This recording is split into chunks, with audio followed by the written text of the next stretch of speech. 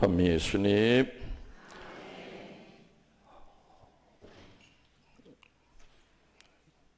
휴가 잘 다녀온 것처럼 보입니까? 휴가 기간 동안에 저 생각 안 나셨어요? 예, 당연히 그러셔야죠. 근데 저는 여러분들 하나도 생각 안 났어요. 왜냐? 저는 머무는 장소에서 최선을 다합니다. 조금 이상하게 서운하게 생각할지 모르지만은 휴가 때는 저는 휴가만 생각해요. 왜? 하느님한테 다 맡기고 왔으니까. 근데 어리석은 인간은 휴가 가서도 집 생각, 집에 오면 휴가 생각, 아무것도 못하죠. 머무는 장소가 바로 하느님과 함께 최선을 다하는 장소입니다. 5일 동안 열심히 놀았습니다. 그래서 떠나올 때는 되게 서운했죠. 이제 5일 놀았으니까 5일 동안 좀 쉬면 좋겠는데, 그래서 노는 날과 쉬는 날이 좀 같이 있었으면 좋겠다. 1년에 한두 번 일본에 있는 동생 신부님과 같이 휴가를 보냅니다. 이번에는 동생 신부님의 또 친구 신부님까지 같이 해서 어떻게 지나갔는지 참 빠르게 잘 지나갔습니다. 선물은 이제 언제 여러분 집에 택배로 갈지 모르겠지만 아무튼 여러분 세상 떠나시기 전에 아마 택배가 갈 겁니다. 그러니까 그때까지 기다려 주시면 되겠고요. 자, 우리 성당은 좀 연령층이 높지요? 높아요. 어느 성당에서 신부님이 강론하다가 물었대요. 우리 교우분들 가운데 나는 미워하는 사람이 하나도 없다 이렇게 생각하시는 분 손 드세요. 손 들었겠어요? 안 들었겠어요? 손 드는 사람이 없었는데 한 몇 초 지나고 난 다음에 할아버지 하나가 조심스럽게 이렇게 들더래. 근데 그 할아버지가 나이가 95이에요. 이렇게 들어요. 그 할아버지만 들더래요. 미워하는 사람 없다. 신부님이 물었죠. 아이고 할아버님 정말 미워하시는 분 없으세요? 그랬더니 그 할아버지가 있잖아요. 젊었을 때는 미운 놈들이 많았어. 근데 다 죽었어.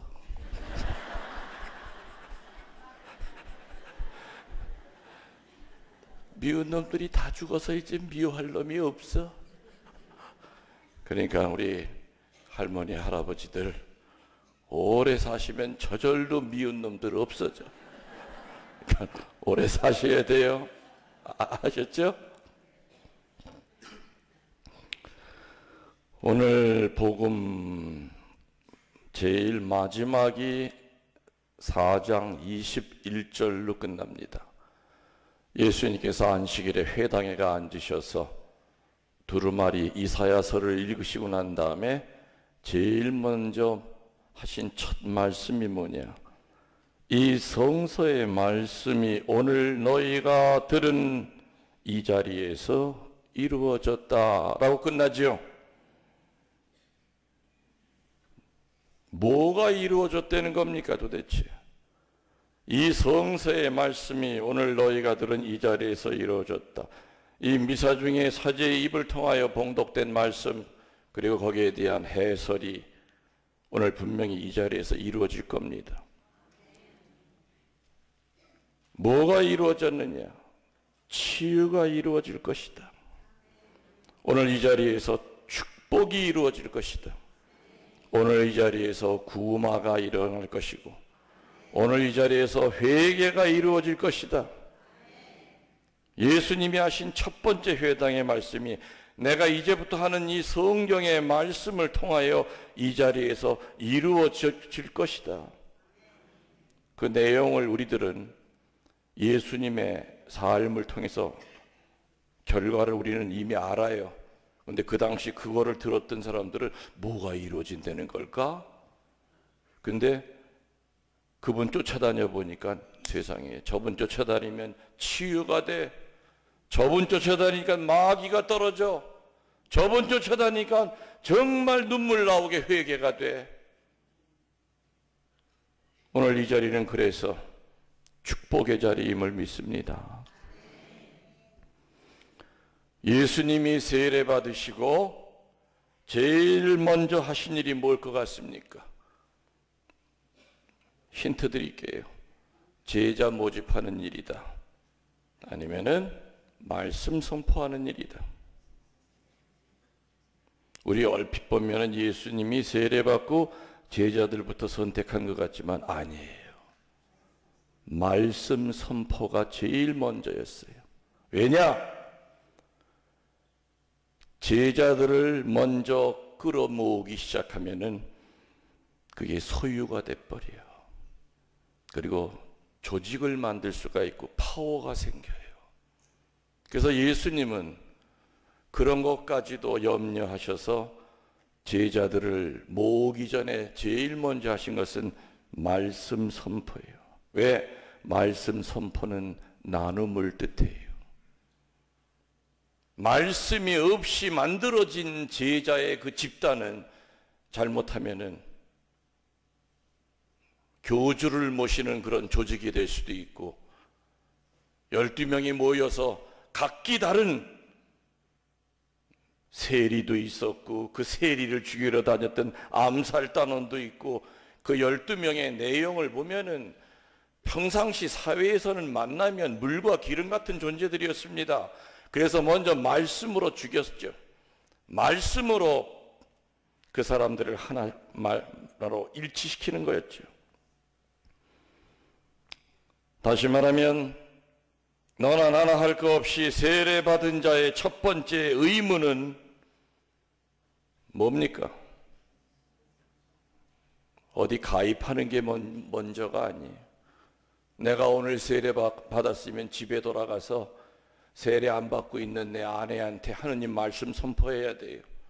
내가 오늘 세례 받았으면은 정말 힘들어하는 우리 친척 가운데 아니면 동네 사람한테 내 절친에게 말씀 선포하는 게 1번이. 사제의 가장 큰 의무가 뭘까요? 말씀 선포예요. 가정 방문 다니는 건 교우들도 할 수가 있어요. 그러나 사제는 죽어가면서 침대에 누워서라도 미사 드려야 돼요. 그리고 말씀 선포해야 돼요. 아무리 바빠도 단 1분, 2분이라도. 저는 휴가 다닐 때 늘 미사 도구를 챙겨가지고 다녀요. 미국 가서도 혼자 호텔방에 앉아서 혼자 미사 드렸고 어떨 때는 같이 간 사람이 있으면 같이 드리고 요번에는 워낙 일정이 빡빡했지만은 저 혼자 정말 짬을 내서 미사 드렸지요. 그리고 성서의 말씀을 묵상했어요. 사제의 의무는 말씀 선포입니다. 그래서 강론 준비 철저하게 해야 됩니다. 준비된 강론은 우리들을 성령께로 인도하고 성체께로 인도합니다. 준비된 강론을 듣고 성체를 영한다면 눈물 흘리지 않을 사람이 어디 있겠는가? 사제만 말씀 선포의 의무가 있는 것이 아니라 세례받은 여러분들 모든 크리스찬 백성은 예언직이 있기 때문에 말씀 선포의 의무가 있습니다. 그런데 입에서 나온다고 다 말씀은 아닙니다. 말씀과 말은 다릅니다. 맞죠? 엄마 밥 줘. 이건 말씀이에요, 말이에요. 말입니다. 말은 의사소통의 교통정리가 되는 도구입니다. 그러나 말씀은 그렇지 않죠. 말씀은 반드시 영적 변화를 가져옵니다. 그 영적 변화의 중요한 것은 사람 중심에서 하느님의 중심으로 바뀝니다. 말씀을 들은 사람들은. 그리고 말씀을 들은 사람들은 늘 첫째 자리에 세상이 아니라 하느님을 모시려고 무던히도 애를 쓰고 살게 됩니다. 이게 말씀이 주는 첫 번째 영적 변화입니다. 두 번째 말씀이 주는 것은 치유입니다. 말씀을 통하여 얼마나 많은 사람들이 치유를 받습니까? 얼마나 많은 사람들이 회개합니까? 세 번째 말씀이 주는 힘은 우리의 구체적인 삶이 변화가 됩니다. 그리고 내 삶이 변화가 되면 내 주변이 같이 변화가 됩니다. 내가 변하면 남편도 이뻐 보일 겁니다. 내가 변하면 며느리도 이뻐 보입니다. 결국에는 너부터 변하면 그 다음에 나도 변하겠다. 이거는 절대 우리 신자들의 논리는 아닙니다. 내가 먼저 변하면 상대편이 변합니다. 빛이 생겨라 하니까 생겼습니다. 내가 먼저 빛이 돼야만 주변이 밝아집니다. 너부터 밝아지면 나도 밝아지겠다. 아니죠. 그것은 세상 사람들의 마인드지만 우리들은 말씀을 듣고 내 삶이 변화되어 매사에 적극적으로 기도하게 되고 올바른 영적 예배를 드리게 되고 그리고 담대하게 선교하게 됩니다. 이게 바로 말씀과 말의 차이입니다. 그래서 사제는 강론대에서 말씀을 선포해야 되지 말을 선포하면 안 됩니다. 물론 사제가 세상 모든 체험을 다 하고 살 수는 없지만은 그러나 정말 말씀을 선포하려고 그런 마음으로 책상에 앉아 강론 준비를 시작하고 강론 시작할 때 주님 제 펜대가 어떻게 나가야 될지 모르겠습니다. 어떤 말을 해서 어떻게 해야 될지 모르겠습니다. 인간의 지식이 아니라 성령께서 강론 준비를 시켜주셔야 됩니다. 그리고 제대 위에서도 성령이 도와주셔야 됩니다.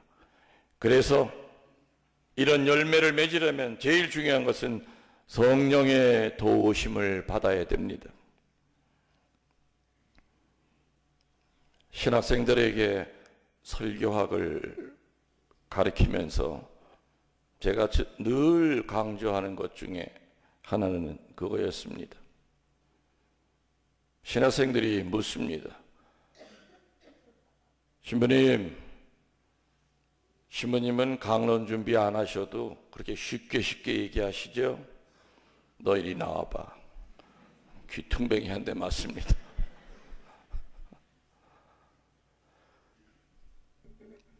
명강론이 되려면 적어도 4가지의 조건이 필요합니다. 영향을 덜 주는 것부터 얘기한다면, 밑에서부터 얘기한다면 선천적인 것도 중요한 영향을 줍니다. 목소리가 나쁜 것보단 좋은 게 훨씬 힘이 있을 겁니다. 그리고 그 집안에 끼가 있는 집이 있습니다. 어느 집안은 식구들이 다 말을 잘해. 어떤 집안은 다 벙어리들이야. 말을 못해. 유전적인 것들이 있어요. 그건 분명히. 근데 그거는 좋은 강론의 영향의 제일 밑에 단계. 그 다음에 그 위에 단계가 뭐냐? 좋은 명강론이 되려면 노력이 필요합니다. 노력이 필요하죠. 저는 신학생 때 설교학을 가리키는 신부님이 물론 지금 세상 떠나셨지만은 참 답답했어요. 정말 어떻게 설교를 해야 되는지를 가르쳐 주셔야 되는데 교수 신부님 가운데 그분이 설교를 제일 못해. 설교학을 가르치시는 분이. 그래서 정말 저는 답답했죠. 학년은 자꾸 올라가고 세상을 향하여 사제로 나갈 시간은 돼가는데, 그리고 또 뭐 가끔 신부님들이 하는 얘기를 들어보면 도저히 받아들일 수 없는 얘기, 어떤 얘기? 신부는 미사만 잘 드리면 돼. 설교는 목사들이나 하는 거야. 받아들일 수가 없었습니다. 미사도 열심히 드리고 설교 열심히 하면은 그게 금상첨화죠. 왜 강론 준비 제대로 못하는 걸 왜 그런 식으로 합리화를 시키느냐. 전 그래서 신학생 때부터 꿈이 있었습니다. 저 신부님은 유명한 목사보다 더 설교 잘하신다. 그런 사제가 되고 싶다. 준비 나름대로 많이 했죠. 하다못해 책에 나와 있는 내용 열심히 스크랩하고 신문에 나와 있는 내용 열심히 스크랩에 다 붙이고, 또 내가 내 발음을 잘 모르다 보니까 요만한 녹음기 가지고 책을 읽으면서 그걸 녹음을 했다가 내가 틀어봐요. 근데 들어보니까 어떤 건 발음이 좀 헷갈려. 애 발음인지 어 발음인지.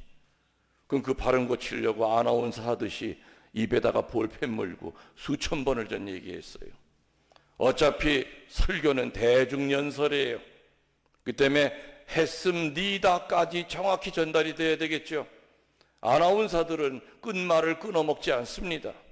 아나운서들은 항상 그것부터 훈련을 시켜요. 우물우물 그냥 구렁이 담 넘어가듯이 설교 뒤에 강론이 끝나지 않고 정확하게 전달이 돼야 돼요. 이런 것들이 전부 다 후천적인 노력이고 좋은 강론을 해줄 수 있는 힘이 됩니다. 그리고 그런 훈련을 스스로 쌓은 사람들은 자신감이 생기죠. 그 다음에 뭐가 영향을 주느냐? 체험들입니다. 체험은 좋은 체험도 있지만 고통스러운 체험도 있습니다. 그러나 모든 사제가 모든 체험을 할 수가 없습니다.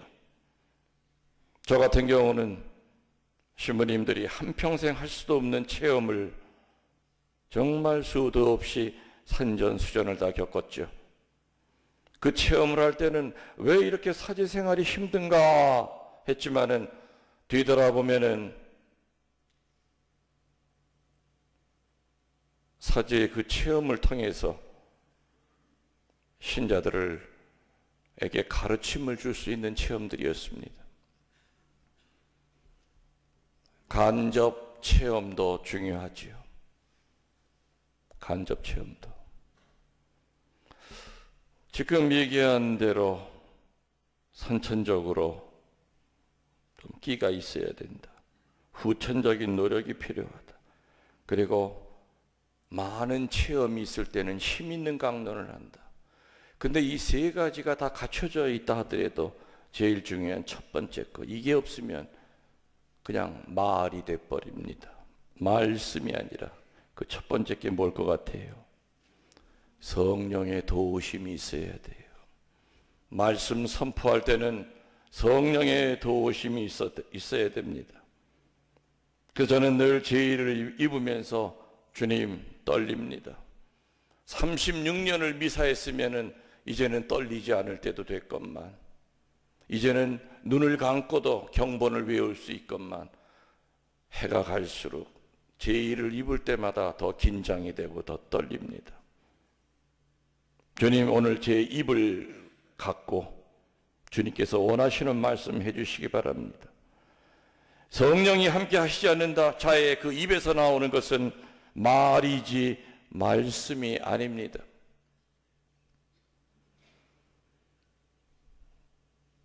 (1900년) 그러니까 그렇죠. 1900년 되겠네. 정확히 2001년도, 제가 2001년도부터 10년 동안 중국 선교를 나갔습니다. 5년 동안은 조선족들을 상대로 선교했고 5년은 한족들을 상대로 선교했습니다. 팀을 짜가지고 나갔죠. 왜냐하면 그때 당시에는 모택동이 죽고 난 지 얼마 안 됐기 때문에 등소평이가 달러를 벌기 위해서 문을 열었습니다. 그래서 외국 사람들이 들어올 수가 있었어요. 기회는 이때다. 그래서 중국에서 공산화 혁명되고 난 이후에 처음으로 문이 열렸죠. 그래서 한국 신부로는 처음 선교를 나갔습니다. 조선족들을 피정을 시키죠.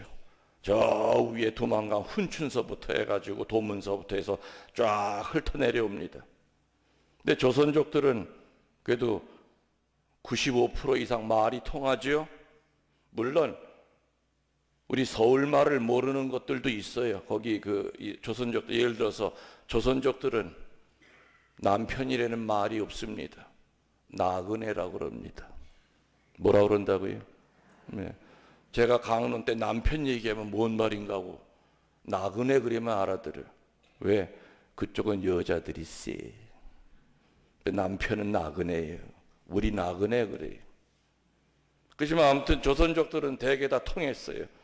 근데 5년 동안 중국 사람들을 상대로 내가 중국말을 모르잖아요. 그러면 거기 있는 조선족 회장님이 옆에 앉아가지고 통역을 해야 돼요. 그렇죠? 근데 이 조선족 회장님 자체가 서울말을 잘 못 알아들어. 거기서 태어났기 때문에. 그럼 내가 강론 한 주라면은 이 회장님 통해서 중국 사람한테 갈 때는 50%밖에 전달이 안 돼요. 근데 희한한 게 웃어야 할 때 웃어 이 사람들이. 울어야 할 때 이렇게 한번 통과하고 반으로 쪼개서 반 토막만 가는데도 수건 꺼내가지고 이 중국 사람들이 눈물을 닦더라 이거예요. 누가 도와주셨기 때문에. 그렇죠. 인간의 제한된 그 말, 못 채워주는 그 말씀의 반을 성령이 채워주셔서 그들에게 전달이 돼요.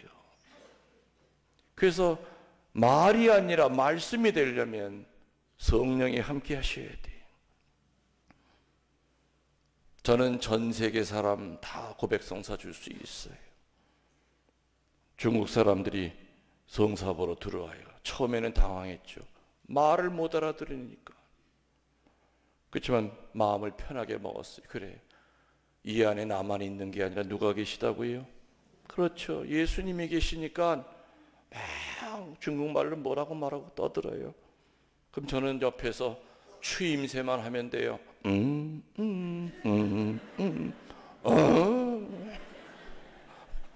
그리고 난 다음에 이제 보석을 줘야 되잖아. 그것도 쉬워. 묵주 꺼내가지고 이렇게 들이밀면서 다 알아. 사제경이 한국말로 주면 되는 거고. 저는 전 세계 어디를 가도 성사를 줄 수 있어요. 왜? 고백서 안에서 예수님과 성령이 함께 하시기 때문에 내가 비록 이 사람이 하는 말은 못 알아들어도 예수님이 치유시켜 주시고 사죄해 주신다는 걸 저는 믿기 때문이죠.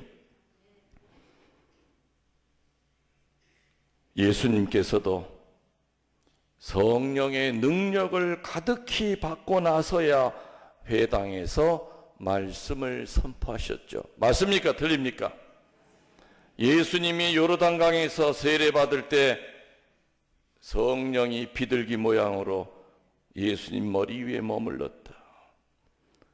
예수님이 바로 인간의 몸으로 태어나셨지만은 예수님이 비로소 성자 메시아의 그 힘을 발휘할 수 있었던 것은 성령이 함께 할 때였습니다. 피정 지도한 지 저는 36년, 37년이 돼 갑니다. 황송하게도 저는 신부가 되기 전 부제 때부터 피정 지도를 했었습니다. 37년 동안 피정 지도를 하고 또 많은 사람들을 가리켰고 그렇지만은 언제나 늘 조심스럽고 두렵습니다. 피정받으러 온 이 사람들 중에, 오늘 이 미사 중에 강론을 듣는 이 교우들 중에는 다양한 삶이 있고 다 각기 다른 상처가 있고 각기 다른 어둠이 다 자리 잡고 있습니다. 이런 사람들 앞에서 지식을 전하는 것은 별 의미가 없습니다. 성령이 도와주시지 않으면 말장난이요 지식 전달이지 절대로 영적 변화를 시키지 못합니다. 그래서 저는 늘 기도합니다. 성령이시여 제 입술을 가지소서. 저는 다만 입을 벌려 드리나이다. 그리고 제 입술을 통하여 이들을 변화시켜 주소서. 여러분들 오늘 명심하십시오. 성령이 함께 하시지 않는 자의 입에서 나오는 말은 전교가 아니라 말이 될 수가 있고 절대 상대편을 흔들어 놓지 못합니다. 그러나 누군가를 만나서 주님을 전하려고 할 때 주님, 제 말 주변도 없고 아는 것도 없습니다. 주님, 저를 통하여 정말 저 사람 주님께로 인도하고 싶습니다. 도와주십시오. 성령께 도움을 청하고 말 한마디 건넬 때는, 아까 내가 중국 사람들 강론할 때 반토막밖에 전달이 안 되지만 다 알아듣듯이 하느님께서 하시기 때문에, 성령이 함께 하시기 때문에 그들의 마음이 열리고 영적 변화가 된다는 거 명심하도록 합시다. 아멘.